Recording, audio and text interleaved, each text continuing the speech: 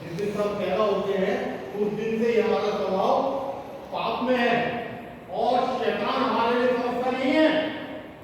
शैतान हमारे लिए किसी भी तरीके से कोई समस्या नहीं है। बच्चों को पकड़ लीजिए। एक चीज बिल्कुल ऐसी है कि यहाँ पे आपका और मेरा और परमेश्वर का स्वभाव क्या खाता है? मेल खाता। ध्यान से सुनिए, आपका मेरा और परमेश्वर का स्वभाव इस चीज में क्या खाता है? मेल खाता है। यहां पर हम देखते हैं कि हाँ, हमारे अंदर एक गुण ऐसा है, एक बात ऐसी है कि जो उत्पत्ति से भी शुरू हुई और नए नियम में भी आई, है ना। उत्पत्ति से अदन की वाटिका में अगर आप 3 में जाएंगे, उत्पत्ति 3 में, तो वहां पर क्या दिया गया था? परमेश्वर द्वारा क्या दिया गया वहां पर? श्राप। पहला श्राप किसको मिला? आदम को।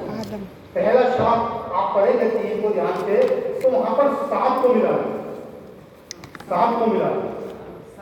और दूसरी बातचीत किससे की गई? हव्वा से।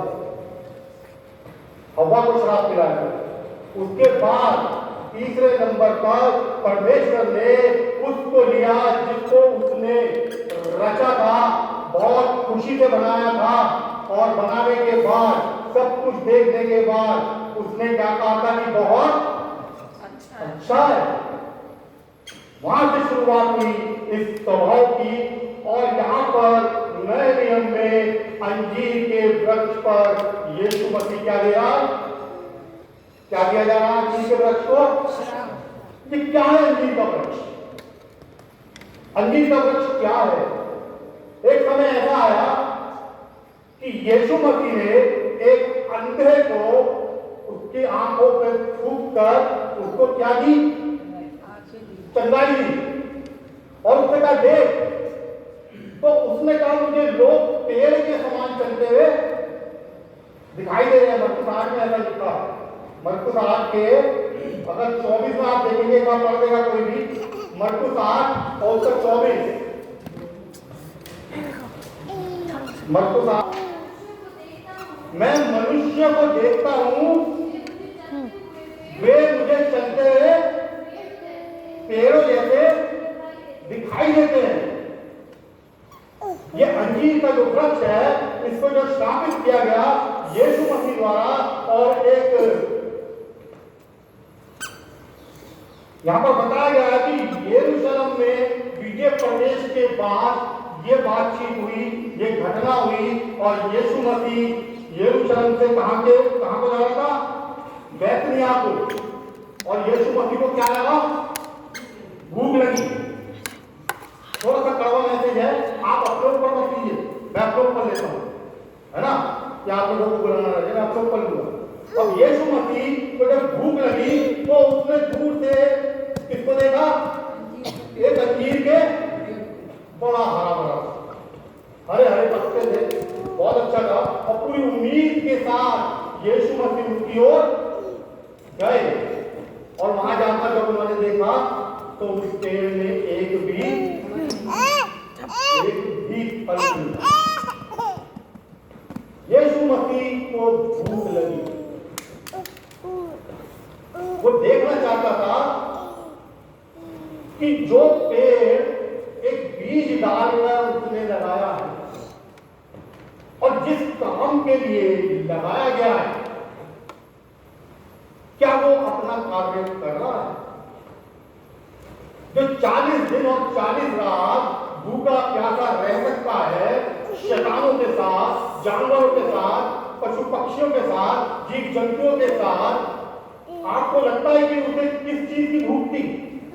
इंसान के जीवन जी, जीवन की भूख थी। इंसान देखना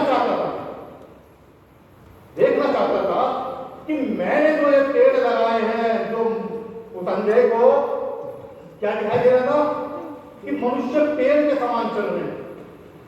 यहां पर जो श्राप है, जो श्राप दिया जा रहा है, ये अंजीर के वृक्ष के लिए नहीं है, क्योंकि वहां पर लिखा है कि फल आपको पता है अंजीर का जो फल होता है, अंजीर के पेड़ का फल, वो जून में पकता है और जून के बाद 2 महीने के बाद फिर दोबारा से आता है और उसको सुखाकर जाड़ों में आप और मैं यूज करते हैं। आपने देखा होगा रस्सी में बना हुआ होता है ना अंजीर, है ना, वो हम लोग यूज करते हैं। फल का समय नहीं था, लेकिन यीशु मसीह ने, उस परमेश्वर ने जिस सृष्टि को, जिस मनुष्य को रचाया और अपनी प्रजा के रूप में लिया, उससे उसको क्या उम्मीद थी कि मनुष्य का फल लाने का कोई समय, मनुष्य का कोई समय नहीं है। अगर आप परमेश्वर की प्रजा के हैं, अगर आपको उसने इस काम के लिए बनाया है, वचन कहता है कि जाओ और जाकर बहुत से क्या लाओ। आइए देख लेते हैं।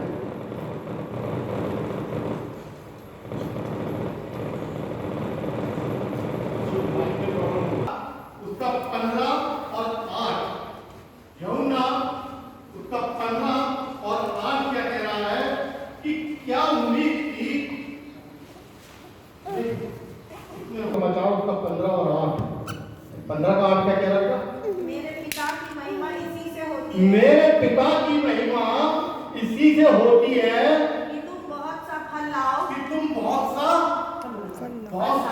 फल लाओ। किसके लिए कहा जा रहा है? किससे उम्मीद की जा रही है? किसकी महिमा के लिए बात हो रही है? उस परमेश्वर के लिए जिसने आपको और मेरे को बड़ी उम्मीद से उस यीशु मसीह से, अपने बेटे से रचवाया है ना? यीशु मसीह से रचवाया है ना? जगह जगह लिखा है ऐसा बाइबल के अंदर। यहां पर क्या है कि तुम बहुत सा फल लेकर आओ। परमेश्वर ने आपको और मेरे को बहुत से क्या दिए? वरदान, बहुत सारे वरदान दिए हैं। अपना आत्मा उसने अदन की वाटिका में शाखों के रूप में आपके और मेरे अंदर डाल दिया, जिससे आप और मैं क्या हो? बहुत फले फूले और बड़े हैं। ऐसा ही कहा जाता है, ऐसा ही कहा जाता ना उत्पत्ति में कि बहुत बड़ो फलो फूलो। लेकिन जिन लोगों से, जिन मनुष्य को परमेश्वर ने बनाया और रचा, उन्होंने क्या काम करा कि उनके द्वारा एक भी फल नहीं था। ये दृष्टांत है अंजीर का वृक्ष। आप देखेंगे पवित्र शास्त्र के अंदर जगह जगह यीशु मसीह ने काय में बात करी है? दृष्टांतों में। अगर यीशु मसीह के पास किसान आए तो उसने अपने हाथ में क्या ले लिए? बीज, और बीजों का दृष्टांत दे दिया, जिससे वो किसान समझ पाए, क्योंकि वो उसी तरीके से रहे हैं, जिए हैं, कार्य को करा है। उनके लिए कोई भी ऐसी बात समझानी यीशु मसीह के लिए, उन्होंने बीजों को लिया कि ये इससे इजीली समझ पाएंगे। इसी तरह यहां पर यीशु मसीह के चेले भी साथ हैं और वो देख रहे, वरदान मिल गए, आत्मा मिल गई, लेकिन फल नहीं मिला, फल नहीं मिला। कितना शोकित हुआ होगा, कितना दुख हुआ होगा, कितना अफसोस हुआ होगा कि जिस उम्मीद से उसने ये बीज डाला, इसको सींचा, बड़ा किया, और वो क्या रिजल्ट दे रहा है? एक भी फल नहीं। अजीजों, आप और मैं इस अंजीर के वृक्ष के समान, मेरी बात को माइंड नहीं करिएगा, मैं अपने लिए कह रहा हूं, मैं अंजीर के वृक्ष के समान हूं। दूर से तो मैं बड़ा हरा भरा दिख रहा हूं, आपको बहुत हरा भरा दिख रहा हूं, है, लेकिन मेरे अंदर से एक भी फल नहीं उत्पन्न होगा, नहीं उत्पन्न होगा। बाइबल तो मैं पढ़ता हूं, मैं वचन भी देता हूं यहां पर, लेकिन बाइबल मैं किसके लिए पढ़ता हूँ? आपको पता है किसके लिए पढ़ता हूँ? आपको सुनाने के लिए। मेरे जीवन के अंदर बाइबल है ना। मैं तो सिर्फ पूरी रात जो पढ़ रहा हूँ, पूरी रात जो समझ रहा हूँ, पूरी रात जो बातचीत कर रहा हूँ, वो किसके लिए? आपके लिए। लेकिन नहीं, ये गलत है। फरीसी भी ऐसी थे। एक एक पूर्ण विराम, एक एक डॉट, एक एक फुल स्टॉप का ज्ञान था उन्हें, एक एक का। और दूर से क्या लगा के बैठते थे? दूरबीन कि क्या गलती करेगा पकड़ो, है ना।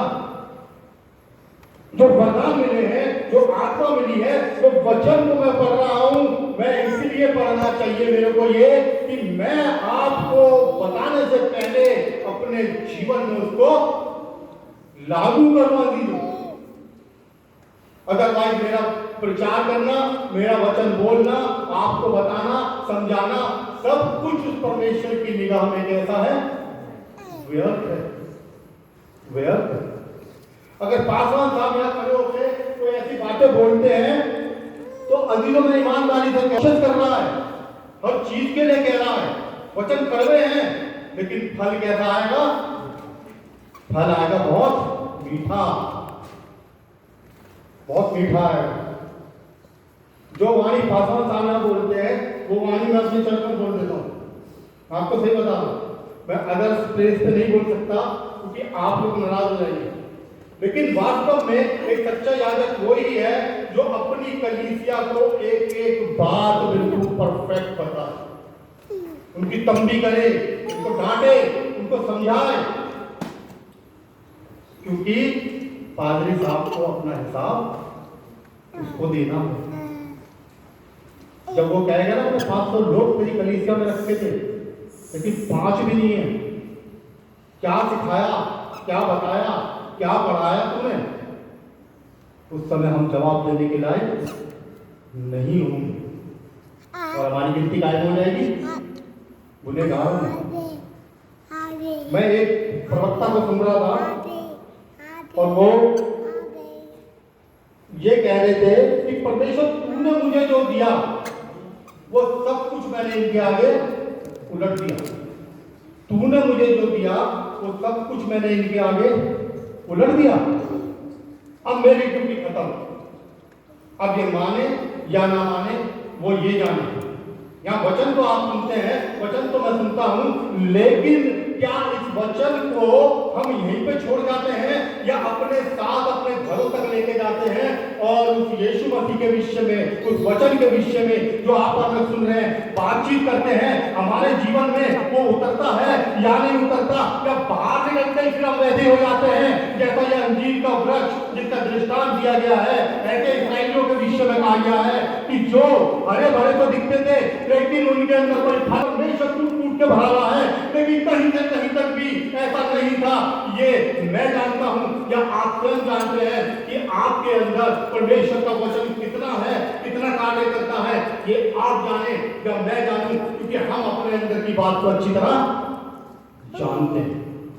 हमारा आत्मा हमारी एक चीज को जानता है कि हम कहाँ गलत हैं, कहाँ सही हैं, कहाँ पे फल ला रहे हैं, कहाँ पे फल ला सकते हैं, कहाँ पर नहीं ला रहे। सिर्फ हरियाली हरियाली नजर आ रही है, सिर्फ राजनीति फैमिशन आपको दिख रहा है, एक पास्टर है लेकिन उसके अंदर क्या कर रहा है, उसके अंदर उसकी सोच विचार क्या है। थोमा ने कहा यीशु मसीह को कि मरने वालों के साथ, है ना, थोमा ने कहा था सब कि मरने वालों के साथ अभी दोबारा भी आऊंगा, मैं फिर आऊंगा न्याय करने जब बताऊंगा तुझे। क्या ऐसा था? नहीं। उसकी सोच, उसके विचार, उसके कार्य बिल्कुल अलग थे। थोमा ने जो बोला तो बोला, उसने क्या कर दिया? सुना ही नहीं, बोलता है और पहुंच गया अपने काम। जो फल लाने का कार्य उसको दिया गया था, उसने वहां पे जाके वो क्या करा? पूर्ण कर दिया। आइए एक वचन देखेंगे, मत्ती रचित सुसमाचार उसका 12 और 33।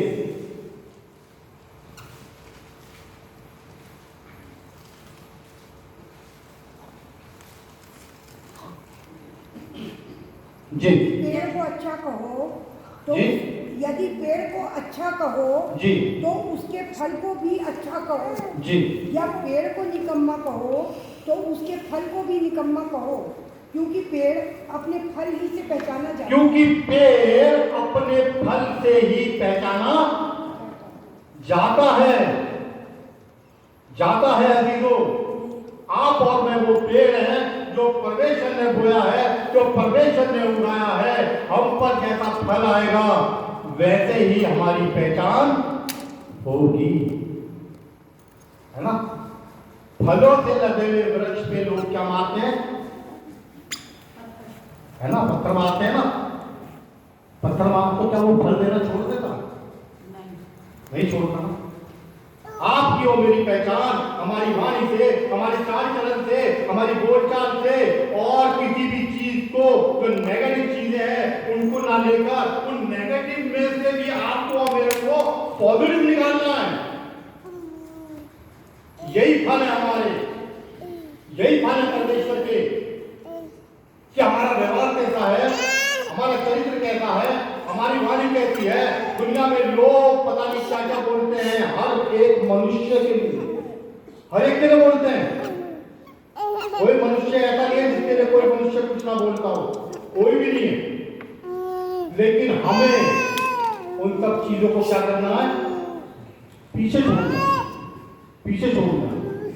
यही फल देखना चाहता है वो परमेश्वर, और यही वो देखना चाहता है कि हमारी बातचीत से, हमारे कार्यों से कितने लोग क्या हुए, चेंज। लेकिन क्या किसी मनुष्य को चेंज करना मेरे हाथ में या मनुष्य के वश में? नहीं, ये कार्य तो सिर्फ पिता, पुत्र या पवित्र आत्मा ही कर सकता है। जिन इस्राएलियों को परमेश्वर ने चुना था, जिन इस्राएलियों को परमेश्वर ने रखा था, उनको जब उसने देखा और दृष्टांत पर दे दिया कि इसके अंदर एक भी फल नहीं है और ये क्या होंगे, आने वाले समय में सूख जाएंगे। एक दृष्टांत के रूप में उसने बताया कि आने वाले समय में इस्राएल का क्या हाल होगा। आइए एक वचन देखते हैं।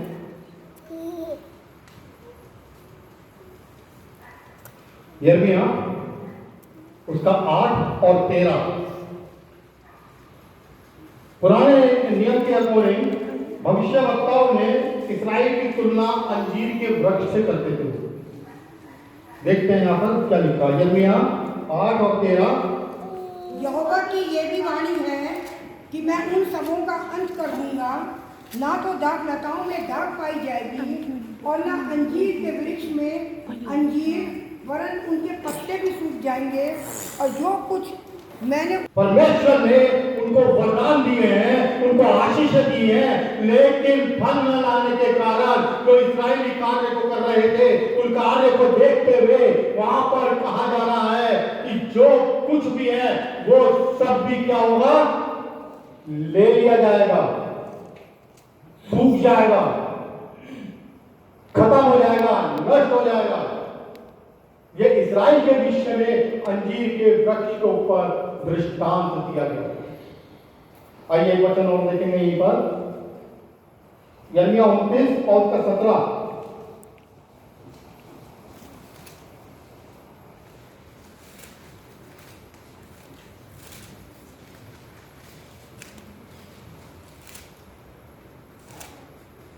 सुनो, मैं उनके बीच तलवार चलाऊंगा और महंगी करूंगा और मरी फैलाऊंगा और उन्हें ऐसे ढिलोने अंजीरों के समान करूंगा जो निकम्मे होने के कारण खाए नहीं जाते।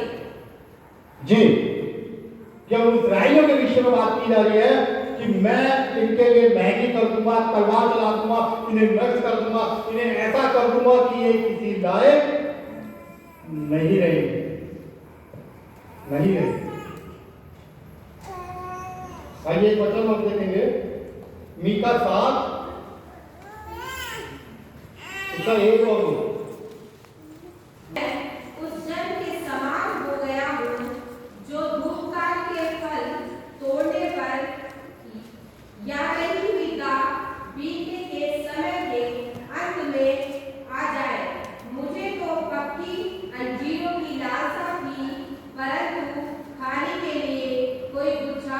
नहीं रहा। ये लालसा थी, ये इच्छा थी, परमेश्वर एक भी फल ना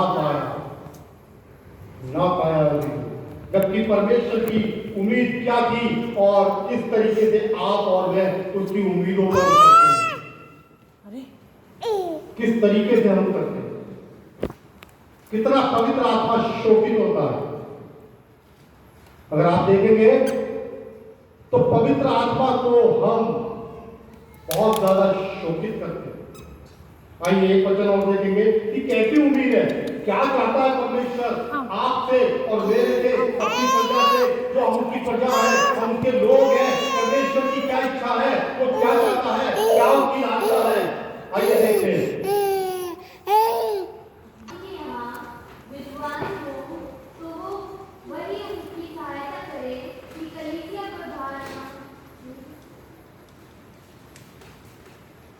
क्या हुआ?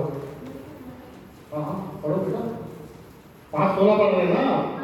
हाँ पहला तिमोथेयुस 5:16। यदि किसी विश्वासी की यहाँ विधवाएं हो तो वही उनकी सहायता करे। जो विधवाएं हैं उनके विषय में भी बाइबल बताती है कि आपको और मेरे को विधवाओं के लिए क्या करना है, उनकी स्तुति लेनी है, उनके जो प्रॉब्लम्स हैं उनको हल करना है। अगर कोई परेशानी में है तो ऐसा नहीं कि उसने आपसे कुछ पैसे ले लिए हैं, कुछ करना ले लिया है, तो आप उसके एवज में, उसके बदले में आप उसकी कोई चीज जब्त कर ले अगर वो ना दे पाए। परंतु परमेश्वर कहता है कि अगर ऐसी हालत किसी मनुष्य की है तो जो आपने दिया है उससे उसका जिक्र भी ना करना। ये परमेश्वर का फल है जो वो चाहता है आपसे और मेरे से।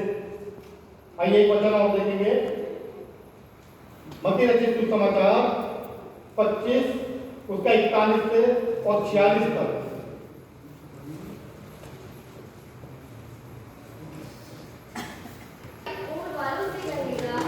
जी जी सामने से उस अनंत आग में चले जाओ जो शैतान और उसके दूतों के लिए तैयार की गई है, क्योंकि मैं भूखा था और तुमने मुझे खाने को नहीं दिया। मैं भूखा था और तुमने मुझे खाने को नहीं दिया। आगे, मैं प्यासा था तुमने मुझे पानी नहीं पिलाया। मैं परदेशी था तुमने मुझे अपने घर में नहीं ठहराया। मैं नंगा था तुमने मुझे कपड़े नहीं पहनाए। ओ जी, और तुमने उस वक्त में मेरी सुधी नहीं दी। ऐसा ही इस्राएल हो गया, ऐसा ही वहां के लोग हो गए। ये सारे काम आपको और मेरे को नहीं कर रहे हैं। जब परमेश्वर प्यासा है तो आपको और मुझे उसको क्या पिलाना है, पानी। अब भूखा है तो उसको खाना खिलाना है। जब वो निर्वस्त्र है तो उसको वस्त्र देना है। जब वो बंदी गृह में है तो उसकी सुधि लेनी है। ये है फल। ऐसे फल आपके और मेरे अंदर परमेश्वर देखना चाहता है।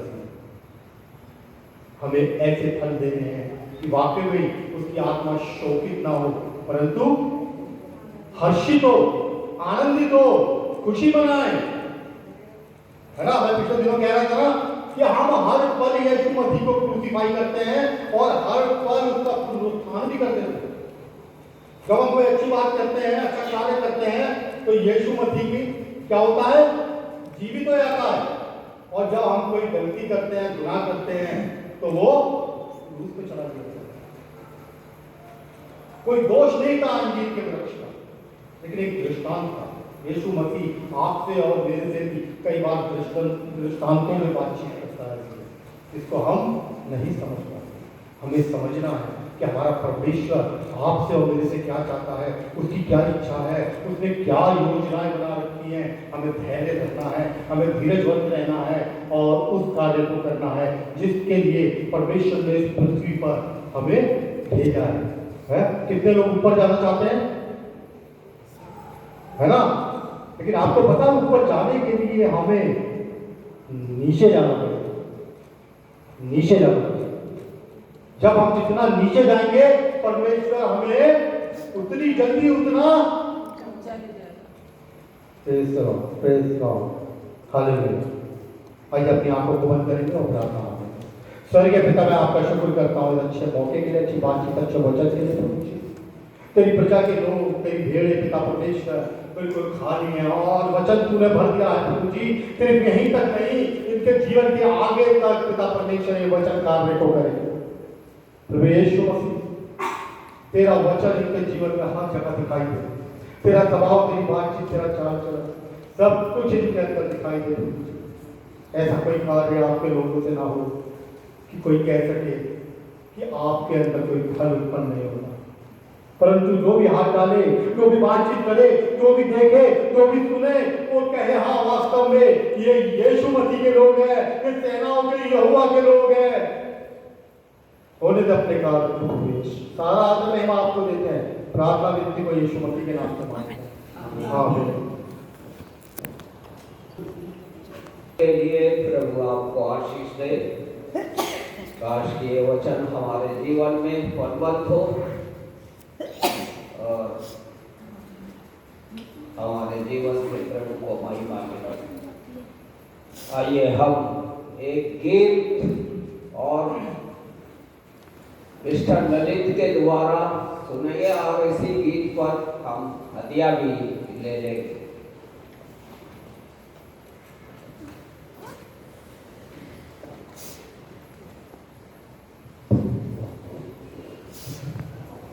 अपने वचन के द्वारा हमसे बातचीत करी।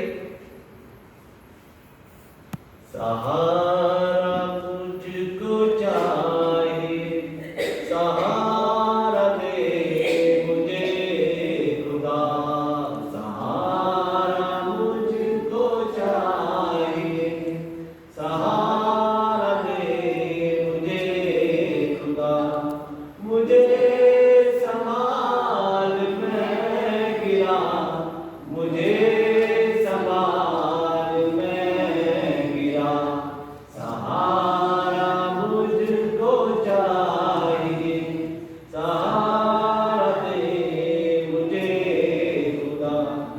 कठिन है रास्ते बहुत, हर एक मोड़ पर खतर, कठिन है रास्ते बहुत, हर एक मोड़ पर खतर, अंधेरे सायों को हटा, दिखा दे मुझको अब शहर, अंधेरे सायों को हटा, दिखा दे मुझको अब शहर, सहारा मुझको चाहिए, सहारा दे मुझे खुदा, सहारा मुझको चाहिए, सहारा दे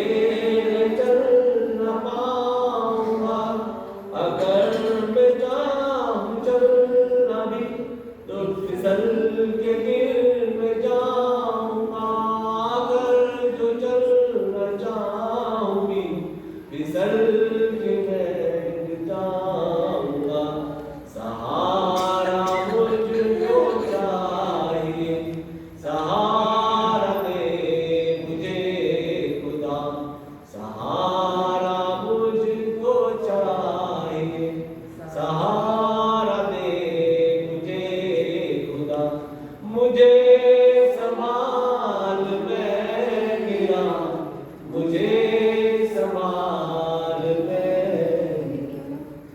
सबको जय मसीह। स्वर्गीय पिता, एक बार फिर हम आपका धन्यवाद करते हैं खुद और एक समय के लिए जो आपने दिया। प्रभु जी, जो मनुष्य ने पूरे हफ्ते पूरे दिनों में मेहनत करी उसका कुछ हिस्सा प्रभु आपके पवित्र भवन में लेकर आए। प्रभु जी, ये आपके कार्य में जरूर दो परमेश्वर, और जिन भंडारों से परमेश्वर आया अपने स्वर्गीय भंडार से उन्हें परिपूर्ण कर। प्रार्थना विनती को यीशु मसीह के नाम से मांगते हैं, आमीन। पवित्र आत्मा की शक्ति और सर्वाधिकार अब सबके साथ और दुनिया के कुल ईमानदारों के साथ और इस जमात के साथ अब से लेकर हमेशा तक। आमीन। आमीन।